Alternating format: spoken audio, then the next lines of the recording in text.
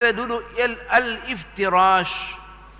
Duduk al-iftirash ini kita duduk di atas telapak kaki kiri kita, sedang kaki kanan kita, jari-jari dia menghadap kiblat.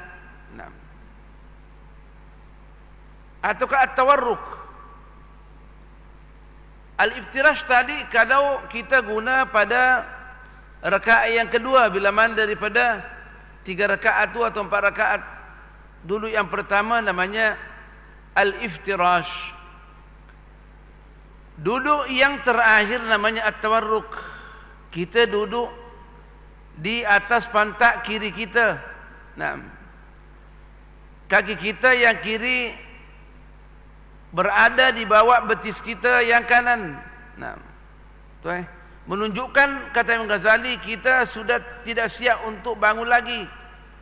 Itu merupakan rakaat yang terakhir di dalam mazhab Syafi'i. Meskipun dalam mazhab Al-Imam Malik adalah menggunakan semuanya al-iftirash, duduk di atas telapak kaki yang kiri. Kaki kanan dia punya jari-jari menghadap kiblat, jari-jari kaki ini. Jadi Al-Imam Ghazali mengatakan mesti berwudu. Nah, sebab kita nak membaca sumber cahaya, jadi mestilah kita punya anggota badan jasmani kita bercahaya. Anggota badan kita bercahaya dengan berwudu. Setelah kita lepas daripada hadas besar, kita senantiasa berwudu. Kenapa kita berwudu? Pertama, wudu ini daripada kata al-wudu, atau al-wada'ah. Nah, al-wada'ah atau ad-daw, daripada sinar. Dari situlah diambillah cahaya. Syaitan takut daripada cahaya. Syaitan takut daripada cahaya. Jadi kalau kita bercahaya, syaitan tidak akan dekat dengan kita. Ditambah lagi, kita sebelum membaca Al-Quran, kita beristi'azah, berlindung kepada Allah Subhanahu wa ta'ala daripada gangguan syaitan yang dirajam. Sebab syaitan akan datang kepada kita waktu membaca Al-Quran, menolong kita untuk memahami Al-Quran sebalik daripada apa yang dipahami oleh Rasulullah sallallahu alaihi wasallam dan para as-salafus salih. Maka timbul kesesatan. Apalagi kita bila mana membaca terjemahan. Mujur yang menterjemahkan itu orang alim. Kalau Google yang menterjemahkan, bagaimana kira-kira? Dia hantam saja dia punya terjemahan. Ikut dia punya hawa nafsu. Nah, kita cakap ikut dang dia. Al-Quran, nak memahami Al-Quran ada dia punya formula yang tertentu. Nah, kita sudah jelaskan secara umum formula daripada akidah, formula daripada syariat, formula daripada al-akhlaqul islamiyah. Sebelumnya kita memahami bahawa Al-Quran daripada Allah Subhanahu wa ta'ala menghendaki untuk bagi manusia segala bentuk hidayat. Nah, melalui hidayah ini Allah membentangkan hidayahnya dalam bentuk al-i'jazil Qur'ani, sarana-sarana di mana Al-Quran memperlihatkan keagungan Allah Subhanahu wa ta'ala di mana manusia tak boleh buat. Di antaranya undang-undang. Undang-undang yang adil adalah Al-Quran sahaja. Apa sebab?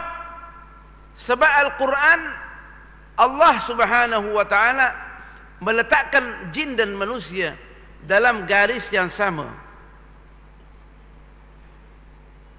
Rakyat jelata dengan manusia yang tertinggi di dalam alam semesta ini, bukan dalam negara, alam semesta, lebih daripada negara, bagi Allah sama sahaja. Nah, Allah kata, ya wahai hamba aku, tunduklah kepada peraturan aku. Aku yang menciptakan kamu daripada setitik air mani keluar daripada perut ibu kamu dalam bentuk lemah, tak boleh bercakap, menangis. tak boleh makan sendiri, tak boleh cari makanan.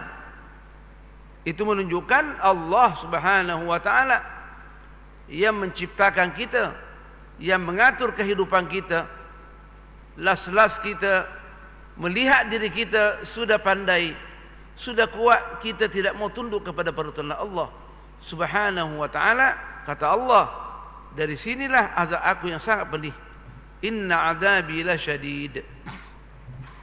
Sesungguhnya azab aku sangat pedih sebab saya ciptakan engkau, kata Allah Subhanahu wa taala, supaya berbakti kepada aku. Wa ma khalaqtul jinna wal insa illa liya'budun.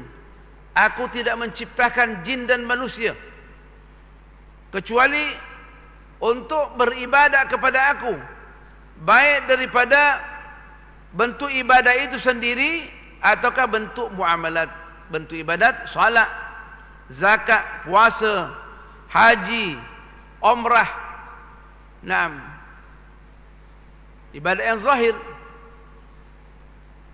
Adanya kita tidak mempersekutukan Allah dengannya sesuatu.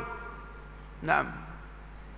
Kemudian muamalat di dalam perdagangan kita, perniagaan kita. Nah, muamalah dengan manusia, muamalah dengan masyarakat, pentadbiran negara, sistem keuangan, itu semua mesti ikut peraturan Allah Subhanahu wa taala. Kalau tak ikut, akan dipertanggungjawabkan di sisi Allah Subhanahu wa taala. Apa yang kita lakukan, sebelum kita lakukan, kata as-salafus salih, kita mesti tanya diri kita, apa yang kita lakukan, apakah Allah redha terhadap yang nak kita lakukan. Meskipun muamalah itu dibina atas hukumnya adalah boleh, muamalah boleh, sehingga datang larangan, betul. Tetapi ingat bahwa undang-undang muamalat pun Al-Quran jelaskan, dan As-Sunnatun Nabawiyah dan ulama kita mengikut mazhab masing-masing telah membukukan dengan lengkap. Nah, undang-undang jalan tu hijau, merah dan kuning itu daripada Al-Quran juga, selama dia ikut dengan keadilan. Sebab Allah meletakkan dalam undang-undang keadilan. Selama tidak memudaratkan manusia, pihak lain, berarti daripada Al-Quran. Al-Quran hanya memberikan formula umum untuk undang-undang muamalah kita, kita yang kembangkan. Nah, ada CCTV, molek CCTV untuk menggambarkan bahawa Allah lebih daripada CCTV. Nah, di dalam mengikuti pergerakan kita. Kamu lah itu kalau CCTV, kita tak melanggar peraturan, tak mengambil hak orang, itu yang diminta Al-Quran. Takkan itu pun juga yang dijelaskan Al-Quran. Wahai orang-orang yang beriman, hati-hatilah dengan CCTV. Tak sampai itu, sebab itu CCTV tak ada lagi waktu turunnya Al-Quran. Cuma Al-Quran menjelaskan dan menekankan segala apa yang dapat mendatangkan maslahat kepada manusia, maka itu adalah baik. Tapi ingat, keadilan mesti ditegakkan. Nah, segala apa yang mendatangkan mudarat kepada manusia adalah tidak baik, diharamkan. Sama ada makruh, paling kurang adalah haram. Haramnya boleh dosa kecil dan boleh dosa besar. Nah, cuma manusia mesti memperkemaskinikan undang-undang itu dari segi muamalat, melihat situasi dan kondisi. Dia nak meletakkan lampu merah, lampu kuning, lampu hijau mengikut situasi jalan dari kanan dan kiri, belakang dan depan, timur barat, berapa banyak orang yang datang daripada kanan dan kiri. Nah, tentunya manusia tidak boleh menetapkan hal itu. Makanya itu bila mana jam, maka polis mesti turun tangan. Nah, Dan polis pun mesti pandai-pandai untuk menjalankan, mempercepat kendaraan yang datang, baik dari barat maupun timur. Jadi Al-Quran hanya mendatangkan kaidah umum manusia yang mengembangkan. Kita kembali bahwa segala ada peraturannya. Kita nak membaca Al-Quran, kita mesti tahu bahwa kita nak berhadapan dengan siapa. Kita nak membaca message Allah Subhanahu wa taala di hadapan Allah Subhanahu wa taala. Kita sekarang nak menghadap agung, menghadap tuanku, Perdana Menteri, Presiden, Menteri Besar, YB, ada urusan. Mestilah kita membawa surat yang resmi. Kalau kita suruh baca, mesti ada sistem dia, kita baca. Mestilah dengan cara yang terbaik dan baju yang baik. Takkan nak pakai sarung, tutup pusat dan lutut saja masuk di tuanku. Kalau tak diusir, bagaimana dengan Allah? Allah lebih hebat lagi. Maka itu kalau mesti, kata Allah, khudhu zinatakum inda kulli masjidin. Ambillah hiasan kamu waktu masuk masjid. Aku nak pakai sarung sampai pusat saya, itu kan aurat. Saya nak tutup aurat saja dan lutut, boleh tak? Secara fikih boleh, tapi secara akhlak adalah tidak sesuai. Tentunya akan ditahan oleh staf Masjid Putih. Sila balik, salat di rumah. Meskipun itu kemungkinan di tempat di Afrika boleh, sebab situasinya begitu.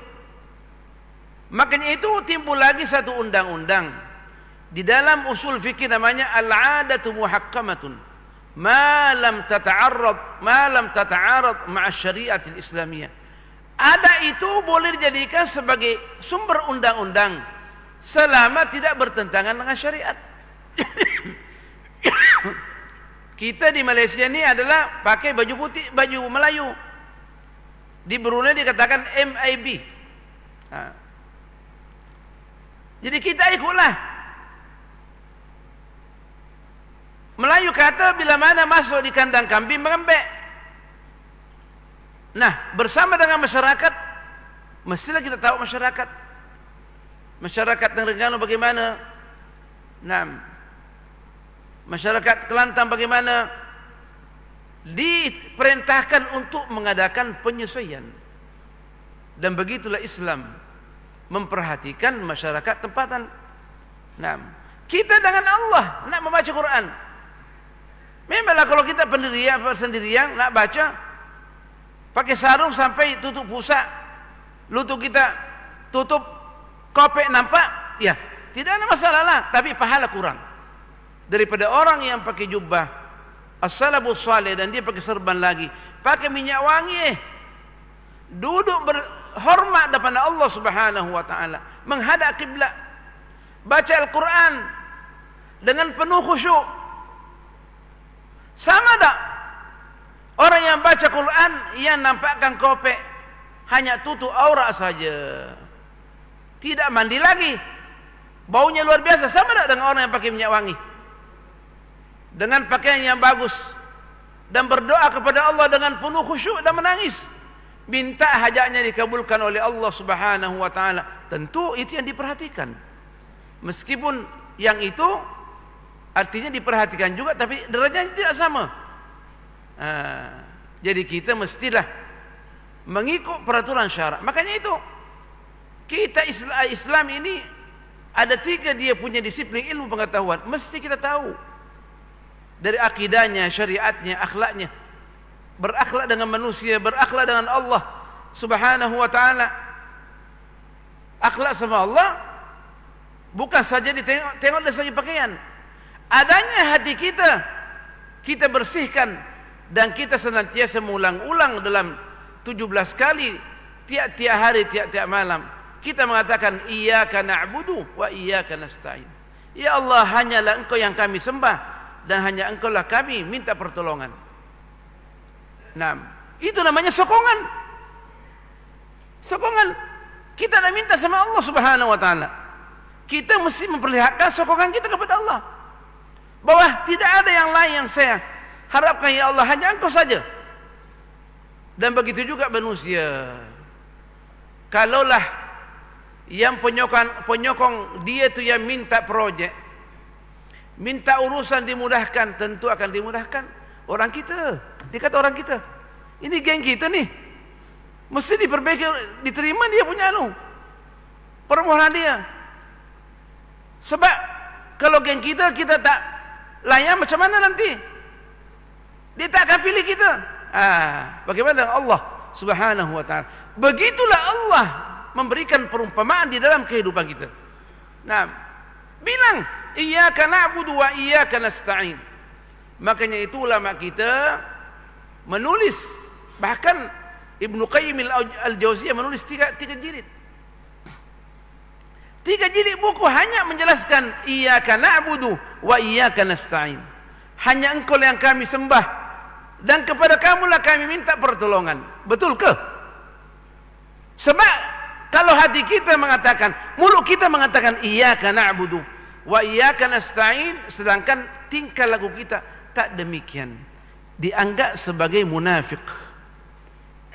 Innal munafiqina fid darkil asfali minan nar. Munafik tempatnya di akhirat paling bawah daripada api neraka. Mulut yang bercakap lain, hati lain. Allah tak mau demikian. Allah sangat cemburu bila mana hambanya mengucapkan sesuatu, dia punya tindakan berbeza. Kata sokong aku, tapi di belakang tak ikut aku. Allah tak mau demikian. Allah nak kita 100% zahir dan batin sokongan kita kepada Allah Subhanahu wa ta'ala. Walillahil mathalul a'la. Dan Allah memberikan perumpamaan di dalam kehidupan kita sehari-hari, bahwa bagaimana bila mana kita berinteraksi dengan manusia lain, dia tidak akan terima kita. Nah, kalau bukan orangnya mana boleh. Nah, tentunya orang yang bercakap Terengganu, ustaz yang bercakap Terengganu, tentu lebih dipahami daripada saya nih cakap Nusantara. Tapi kita mengikut kemampuan kita sampaikan apa yang kita tahu. Tentu tidak sama. Nah, alim di Mesir seperti Syekh Syarawi dan alim yang datang dari luar, meskipun bahasa Arab sama, tapi tidak sama. Dia punya intonasi dan daya tarikan di dalam masyarakat. Itu otomatis itu. Nah, Allah yang menciptakan kita, Dia menjelaskan ada istiadat, tata cara menghadap Allah Subhanahu wa ta'ala. Jadi kita mesti ada peraturan. Dengan Allah lebih hebat lagi. Ikutlah peraturan itu. Meskipun tidak diwajibkan, dia adalah sunat, tetapi dari situlah rahasia adanya Allah mengkabulkan doa kita. Kadang kita mengeluh, saya 2-3 tahun minta kepada Allah, tak ada pun. Allah tak sayang saya. Allah tak sayang saya, itu bertentangan dengan akidah. Nah, dan ini tidak boleh dalam doa. Nah, kita tanya diri kita, waktu minta sama Allah, ikut tak peraturan? Kemungkinan kita tak ikut peraturan. Nah, nak minta kepada anak kita sendiri yang kita lahirkan tu dan kita bina dan kita keluarkan kita punya keuangan untuk dia, waktu besar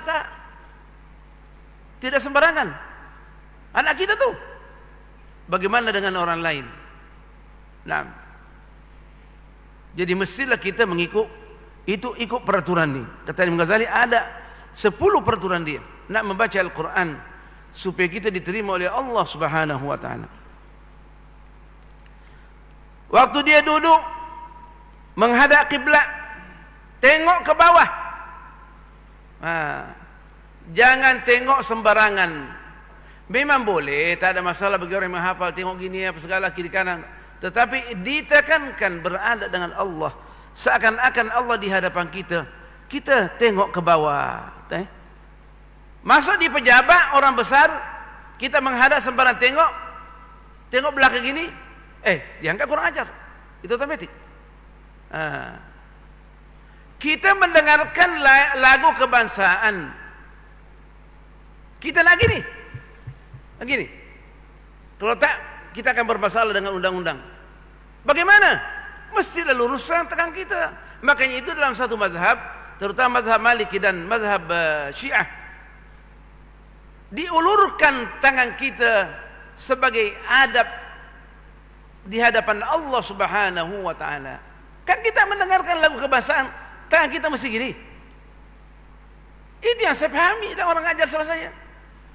Nah, bagaimana dengan Allah? Allah lebih hebat lagi. Nah, tidak boleh duduk bersilah, tidak ikut dengan adab.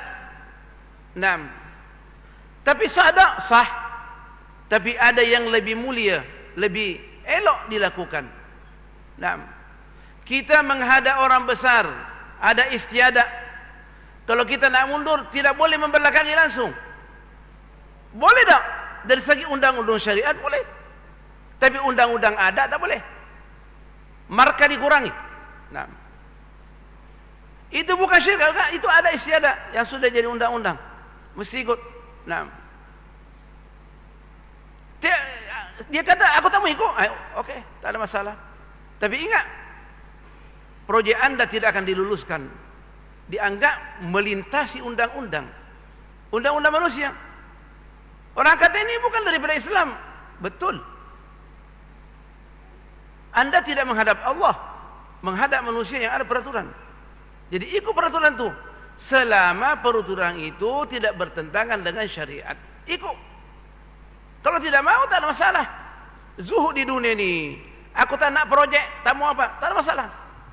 Nah, jadi peraturan mesti kita ikut.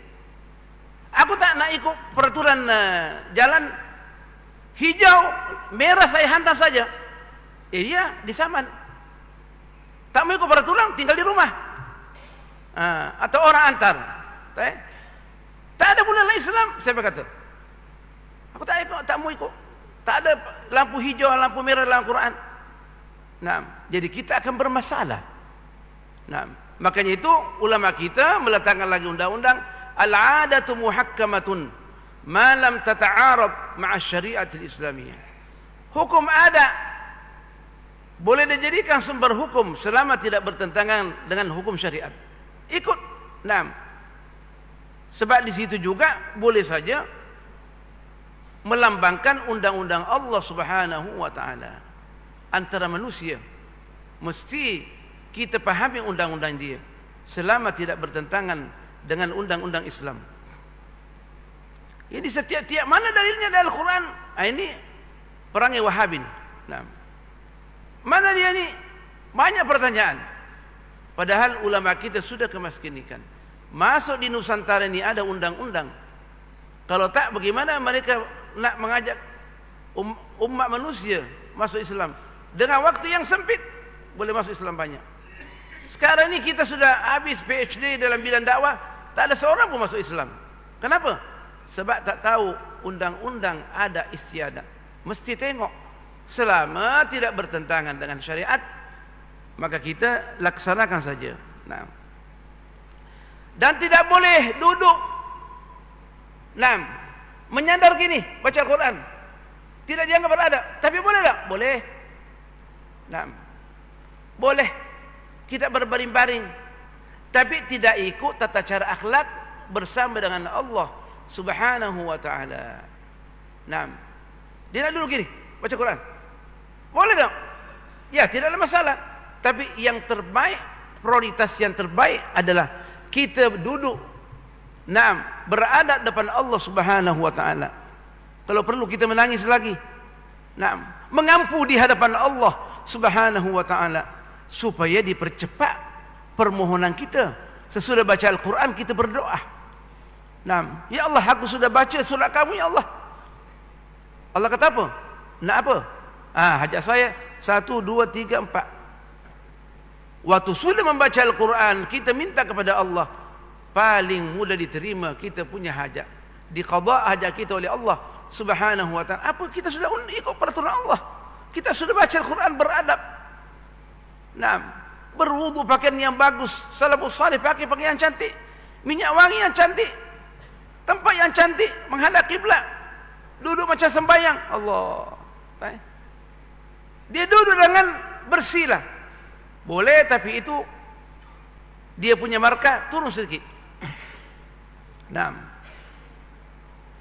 Dan jangan duduk seperti orang yang perkasa, seakan-akan dia adalah orang-orang yang menentang orang lain. Duduk gini, yang kasih dia punya kaki. Saya tengok orang dia duduk masuk masjid, dia duduk di atas kursi, angkat kaki dia lagi di atas paha dia, paha yang kiri, baca Al-Quran melalui handphone. Bagaimana kira-kira tuh orang yang tengok? Ini di dalam masjid, coba menghadap orang besar, angkat kaki di atas paha. Bagaimana kira-kira? Ini depan di dalam rumah Allah Subhanahu wa ta'ala.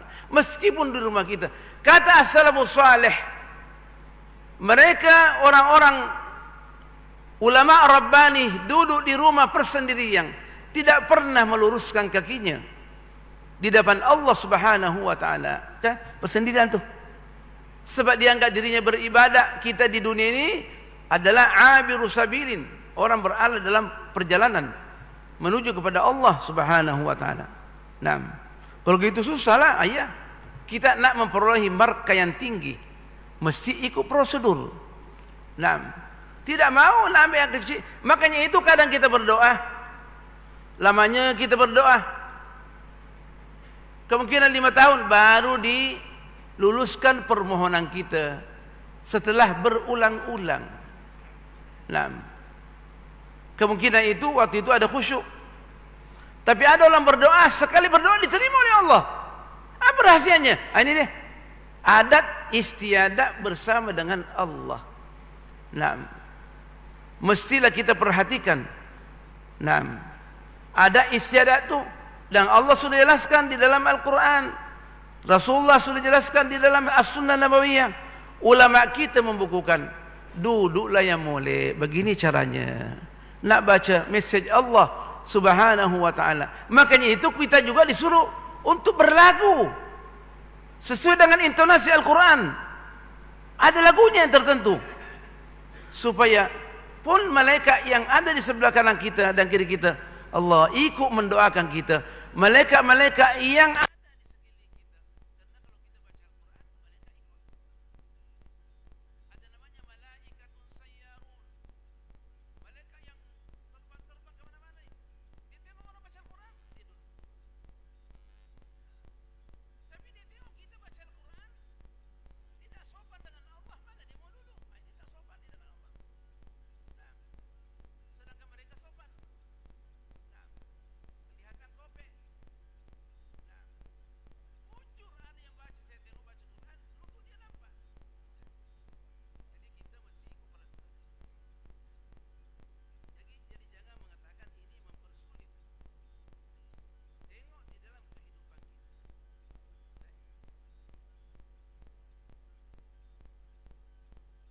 ingatlah waktu kita bersama dengan tok guru kita. Tak perlu tok guru. Waktu kita berada di sekolah yang biasa sahaja, ada peraturan dia. Kita disuruh dulu menyanyikan lagu kebangsaan. Caranya berdiri bersama-sama. Takkan duduk di kursi di sana kanan dan di sana. Mesti rapi dia punya peraturan, supaya kita menghargai lagu kebangsaan. Ini Allah Subhanahu wa ta'ala, dia punya message, wahyu Allah Subhanahu wa ta'ala. Yang kita nak bacakan, nak perdengarkan kepada Allah Subhanahu wa ta'ala, kita akan jelaskan adab-adab rohani yang perlu kita jaga waktu membaca Al-Quran yang tertinggi. Adanya kita menganggap kita membacakan depan Allah dan Allah mendengarkan langsung bacaan kita. Itu yang paling sedap tu. Nah, tentunya itu adalah cara wali dan para anbiya. Nah, katanya yang terbaik adanya kita membaca Al-Quran dalam keadaan kita berdiri dalam salat. Makanya itu ditekankan, tuan-tuan, kita memperbanyak salat sunnah dan mengulang-ulangi Al-Quran kita.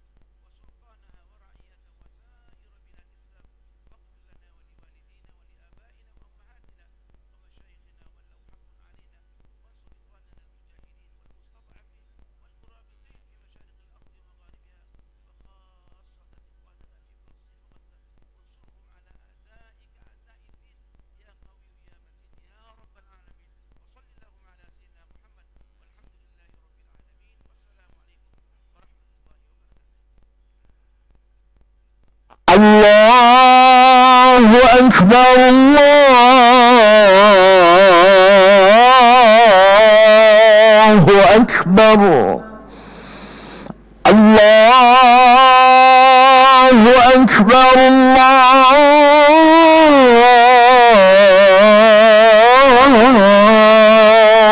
Akbar.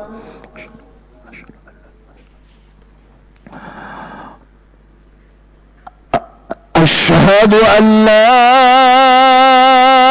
إله إلا الله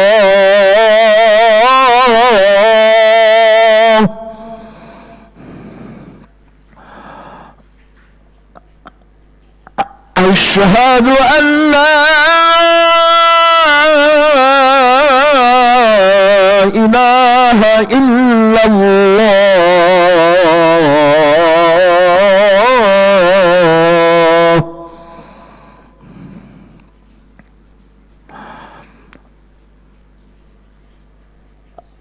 أشهد أن محمد رسول الله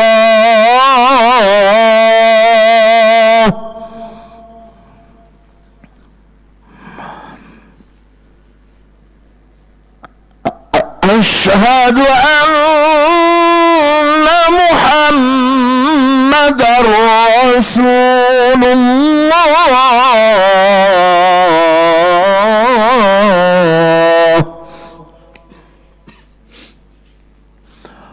حي على الصلاة حي على